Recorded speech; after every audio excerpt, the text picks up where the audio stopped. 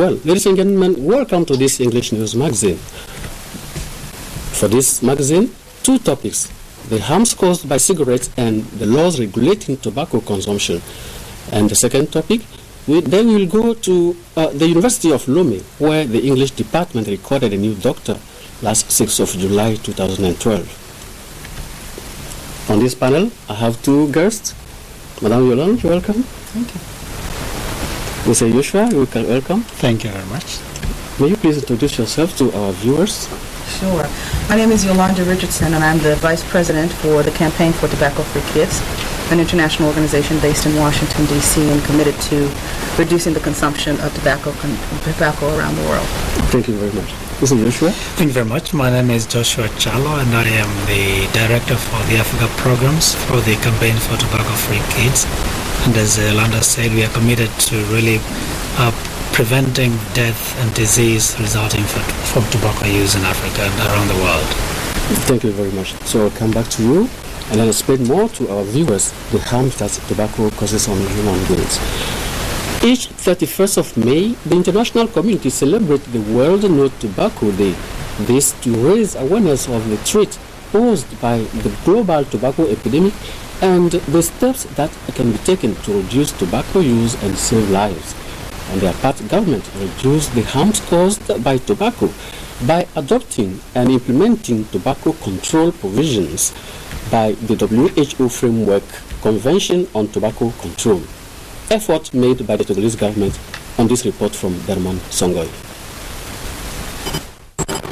Tobacco industry interference was the theme of this year's World No Tobacco Day.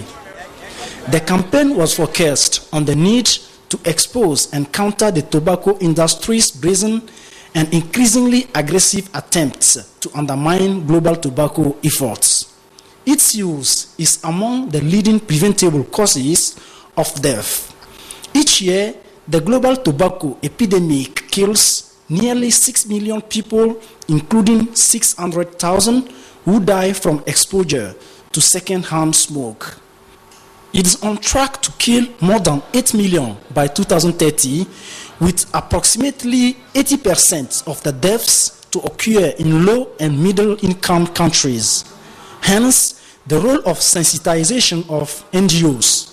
To think about how we reform our tobacco control policies, and particularly the tax policy, so that we raise tax and also we change our policy from ad valorem to specific tax. So I think these are some concrete activities that need to be done, and we are happy that through the support given to us by Campaign for Tobacco-Free Kids, which is an organization based in the US, we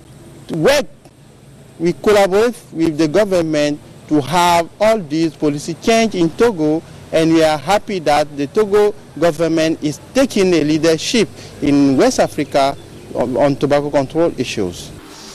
The Togolese government, on its side, uses the tobacco control measures in the WHO Framework Convention on Tobacco Control to reduce the prevalence of tobacco use and exposure to tobacco smoke.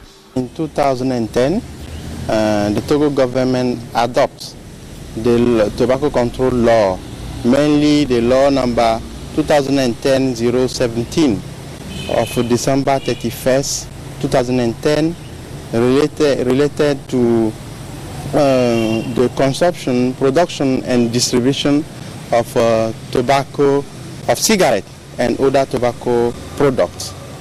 And this law in its Article 36 required the adoption of some decrees. And we are happy that on July 11, 2012, the Togolese government adopted 3 decrees of implementation of this law. Mainly we have the decree prohibiting smoke-free on public places. We have the decree regulating and establishing the National Committee for Fight Against Smoking, and we have the last decree, which is related to graphic warning. So we are happy that the Togo government took this step, and we as NGOs, we think now we should take the next step.